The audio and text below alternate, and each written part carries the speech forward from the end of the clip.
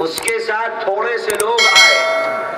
قبر کھودنے والے نے جنازہ قبر کے اندر اتارا. جب قبر کے اندر جنازے کو لٹایا، وہ قبر کھودنے والا دیکھتا ہے کہ جنازہ لٹانے کے بعد اللہ تعالیٰ نے قبر کے اندر ایک کھڑکی کھول دی ہے. اس کھڑکی سے ہوائیں آ رہی ہیں، جنت کی ہوائیں اس کھڑکی سے آ رہی ہیں. وہ قبر کھودنے والے نے یہ دیکھا اور دیکھنے کے بعد بے ہوش ہو کر وہ گر پڑا. باقی جو اوپر لوگ ہیں ان کو کچھ نظر نہیں آ رہا. ان لوگوں نے سوچا کہ یہ بے ہوش ہو گیا. قبر کھودنے والا اس کو باہر نکالا. باہر نکالنے کے بعد پانی وانی ڈالا اس کے اوپر، وہ ٹھیک ہو گیا، ہوش کے اندر آ گیا. لوگوں نے پوچھا بھئی کیسے بے ہوش ہو گیا؟ اس نے بتلایا کہ میں نے ایسا ایسا دیکھا ہے. جب مردے کو رکھنے کے بعد اللہ تعالیٰ نے کھڑکی کھولی ہے، ہوائیں آ رہی ہیں. اس کھڑکی سے 2 گھوڑ سوار، گھوڑے پر سوار، سبز رنگ کا لباس پہنے ہوئے 2 آدمی آتے ہیں اور اس جو قبر کے اندر میں نے جنازہ رکھا ہے اس جنازے کو اٹھا کر لے کر چلے جاتے ہیں. تو لوگوں نے کہا کہ یہ باولا ہو گیا ہے. کسی دوسرے کو یہ چیز نہیں دکھی. اس قبر کے اندر جو قبر کے کھودنے والا لٹانے کے لیے اترا تھا اس کو یہ چیز نظر آئی. لوگوں نے کہا کہ یہ باولا ہو گیا ہے. قبر کو برابر کر دیا گیا، لوگ چلے گئے. کچھ مہینے کچھ ہفتے گزرے کہ وہ عورت پھر آئی اس کے پاس اور اس سے کہا کہ بھئی ایک قبر اور تیار کر دو. اس قبر کھودنے والے نے پھر قبر تیار کی. یہ دمشق کا واقعہ ہے، بالکل سچا واقعہ ہے. یہ کوئی کتھا نہیں سنا رہا ہوں میں آپ کو. اس نے کہا کہ پھر قبر تیار کرو. اس قبر کھودنے والے نے پھر قبر تیار کی. پھر جنازہ آیا، اس جنازے کے ساتھ تھوڑے سے آدمی تھے. اس نے پھر قبر کے اندر جنازہ لٹایا. جنازہ لٹانے کے بعد وہی معاملہ ہوا جو پہلے کے ساتھ ہوا تھا. جنازہ لٹایا، جنت کی کھڑکی کھل گئی. 2 گھوڑے پر سوار اللہ کے فرشتے سبز رنگ کا لباس پہنے ہوئے آئے اور اس کے جنازے کو لے کر چلے گئے.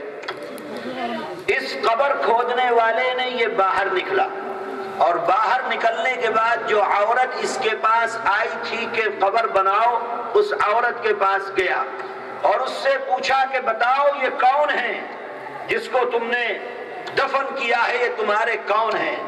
وہ عورت کہنے لگی کہ میرے غم، مجھ کے اوپر غم بہت ہے، مجھ سے سوال مت کرو، اس لیے کہ جو پہلے مرا تھا وہ بھی میرا بیٹا تھا، یہ جو دوسرا مرا ہے یہ بھی میرا بیٹا ہے.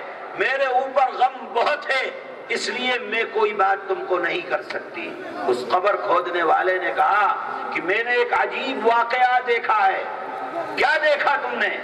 کہنے لگا کہ جب پہلے کو لٹایا تو یہ دیکھا، دوسرے کو لٹایا تو یہ دیکھا کہ جنت کی کھڑکی کھلی ہے، 2 گھوڑ سوار آئے ہیں، سبز رنگ کا لباس پہنے ہوئے ہیں اور جنازے کو لے کر چلے گئے ہیں. اے عورت یہ بتا کہ یہ کون تھا، اس کا عمل کیسا تھا، کون سا عمل یہ کرتے تھے کہ اللہ تعالیٰ نے قبر میں لٹانے کے ساتھ ہی ان کی مغفرت فرما دی، ان کی قبر کو جنت کی کیاری بنا دیا اور اللہ تعالیٰ نے ان کے اوپر رحمت نازل فرمائی. کون تھے یہ؟ تو اس عورت نے کہا کہ جو پہلے جو آیا تھا، پہلا جنازہ جو آیا تھا وہ میرا بیٹا تھا جو مدرسے کے اندر قرآن سیکھتا تھا، مدرسے کے اندر تعلیم لیتا تھا. انتقال ہو گیا، پڑھنے کے زمانے میں انتقال ہو گیا، قرآن سیکھنے کے زمانے میں میں نے اس کو لا کر دفن کر دیا. پوچھا کہ یہ دوسرا کون تھا؟ کہنے لگی یہ بھی میرا بیٹا تھا. پہلا والا قرآن پڑھتا تھا، دوسرا والا کماتا تھا، بزنس کرتا تھا اور بزنس کر کے پہلے والے کو خرچہ دیا کرتا تھا، پیسہ دیا کرتا تھا. اے لوگو، اللہ تعالیٰ نے قرآن سیکھنے والے کی مغفرت فرما دی اور اللہ نے جو قرآن سیکھنے پر روپیہ خرچ کرتا تھا اللہ تعالیٰ نے اس کی بھی مغفرت فرما دی. تو قرآن پڑھنا، قرآن سیکھنا، قرآن پڑھنے والوں کے اوپر خرچ کرنا، مدرسوں کے اوپر روپیہ اور پیسہ خرچ کرنا، مدرسے کی امداد کرنا، مدرسے کی ضرورت کو پورا کرنا۔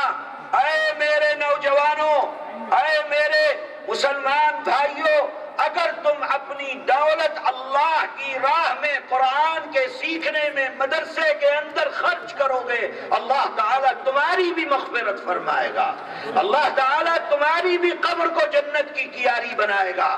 لیکن سچا دل کے اندر تمہارے جذبہ سچا ہونا چاہیے کہ مدرسے کی امداد میں اس لیے کر رہا ہوں کہ یہاں اللہ کی کتاب قرآن کا پڑھائی ہوتی ہے، قرآن کے سیکھتے ہیں، قرآن سکھلاتے ہیں، مجھ کو قرآن سے محبت ہے، اس لیے یہاں قرآن پڑھنے والے جو طالب علم ہیں ان کے کھانے کے اوپر اپنا پیسہ خرچ کرو، ان کے رہنے کے اوپر اپنا پیسہ خرچ کرو، ان کی ضروریات کے اوپر اپنا پیسہ خرچ کرو۔ جو اساتذہ پڑھاتے ہیں ان اساتذہ کے پڑھانے پر، ان کی تنخواہ پر، ان کی ضروریات پر اپنا پیسہ خرچ کرو۔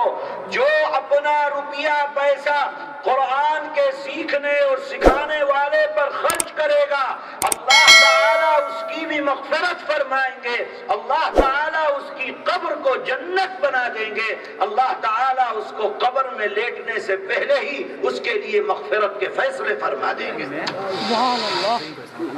آپ کے اوپر اہل محلہ جتنے بھی اس محلے کے انسان ہیں، سب پر آپ پر اس مدرسے کے 3 حق ہیں، 3 حق آپ کے اوپر ہیں۔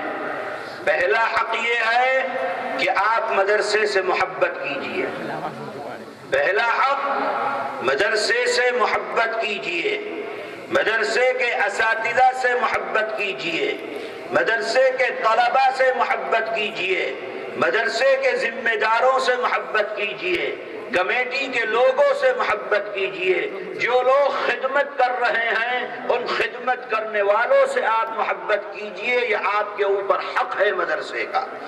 دوسرا حق آپ کے اوپر ہے مدرسے کی ضرورت کو پورا کیجئے، جو بھی ضرورت ہے، کھانے کی ضرورت ہے اس کو پورا کیجئے، بجلی کی ضرورت ہے اس کو پورا کیجئے، سردی ہو رہی ہے بچوں کے لیے گرم پانی کی ضرورت ہے اس کو پورا کیجئے، گرمی ہے بچوں کے لیے پنکھے کی ضرورت ہے اس کو پورا کیجئے، اساتذہ کی تنخواہ کی ضرورت ہے اس کو پورا، مدرسے کی جو ضرورت ہے اس ضرورت کو پورا کرنا آپ کے اوپر حق ہے۔ 2 حق، پہلا حق ہے محبت کرو، دوسرا حق ہے مدرسے کی ضرورت کو پورا کرو، اور تیسرا حق آپ کے اوپر ہے کہ اپنے بچوں کو پڑھنے کے لیے مدرسے کے اندر بھیجو، مدرسے کی شکشا دو، مدرسے کی تعلیم دو، مدرسے کے اندر پڑھاؤ۔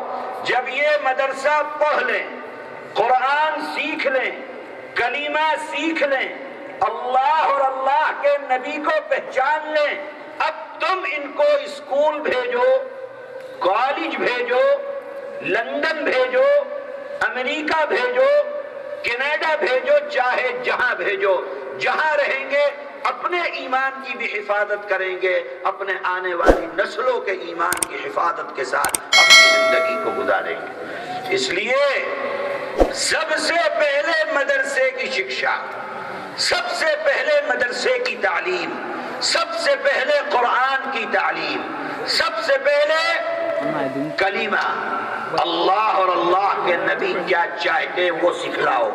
جب وہ سیکھ لے بچہ، پھر اسکول بھیجنا چاہو بھیج دو، کون منع کرتا ہے؟ کالج بھیجنا چاہو بھیجو، کون منع کرتا ہے؟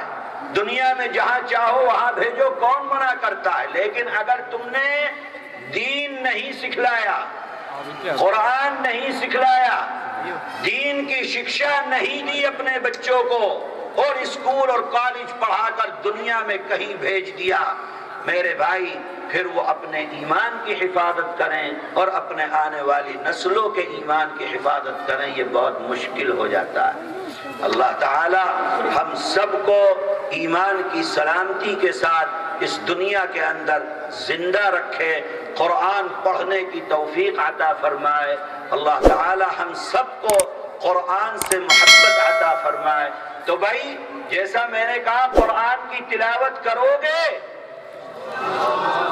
ایک صفحہ روزانہ قرآن پڑھو گے، کون کون پڑھے گا بتاؤ، سچا وعدہ کرو اللہ سے، ایک صفحہ قرآن روز پڑھنا ہے انشاءاللہ، ایک صفحہ صرف، اپنے گھر میں بھی پڑھواؤ، اپنی مہیلاؤں کو کہو کہ قرآن پڑھیں، اپنی بہنوں کو کہو کہ قرآن پڑھیں، اپنی بچیوں کو کہو کہ قرآن پڑھیں، اپنے بچوں کو کہو کہ قرآن پڑھیں، ایک صفحہ قرآن کی تلاوت کریں تاکہ اللہ تعالیٰ کا قرآن یہ ہم کو جنت تک پہنچائے۔ اللہ تعالیٰ ہم سب کو توفیق عطا فرمائے، اس مدرسے کو ترقی عطا فرمائے، مدرسے کے ذمہ داروں کو اللہ تعالیٰ خیر عطا فرمائے، اور بھئی مدرسے کی امداد کرنا ہر کسی پر ضروری ہے، دان دینا، اللہ تعالیٰ ہم سب کو اس کی توفیق عطا فرمائے۔ وآخر دعوانا ان الحمدللہ رب العالمین۔